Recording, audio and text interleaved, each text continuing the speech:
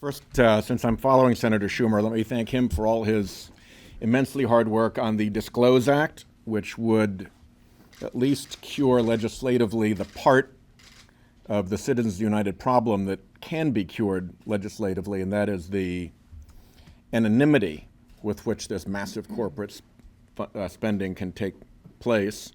And also salute Tom for his work to put together language for a constitutional amendment, something that a lot of us have been looking at and working with for a long time. I don't know a single person in Rhode Island, I don't know a single person anywhere else for that matter, who feels that corporations are having a hard time making their influence felt in our government. I don't know one person in Rhode Island, or anywhere else for that matter, who believes that our democracy is advanced by having massive amounts of election spending done through anonymous shell organizations. I don't know anybody who believes that it makes sense in our democracy for a regular middle-class person to have one voice and one vote, and a corporate CEO to have a gigantic corporate megaphone that allows him or her to amplify their voice with treasury funds of the corporation, and to the point where it drowns out the voices of regular Americans. And certainly I don't know one person who thought that the founding fathers credibly believed that a corporation was a person, was part of we the people under our Constitution. Corporations are not mentioned in the Constitution. At the time that the founding fathers were laying out this brilliant balanced system of government, they were virtually non-existent. There were a few that had been established by legislatures for specific public purposes, but the modern corporation didn't even exist. So the notion that the founding fathers thought this was appropriate is absolutely without a basis.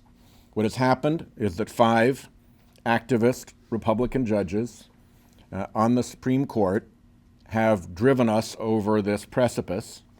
It is one of the most extreme decisions in the history of the Supreme Court, and has wrought immense damage in our democracy by that narrow 5-4 political division. Because it is a Supreme Court decision, because it is based in the Constitution, we can't change it legislatively. So the only avenue to correct what the Supreme Court right-wing bloc has done is to go to the source document itself, to the Constitution, and to put more clearly what the founders obviously must have intended, which is that this is a government, a post-founder president, but when Lincoln said of the people, by the people, and for the people, he was not kidding. And the extent to which money and corporations have taken over the process is something that is reflected across our cities in the Occupy movement. It is reflected in the daily experience of everybody in this town. You know it yourselves.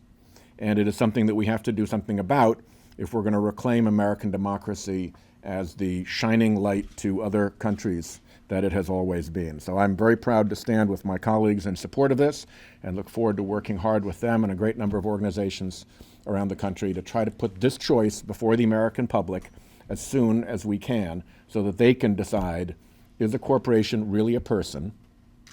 And is money really speech? And should corporate money be able to drown out American elections?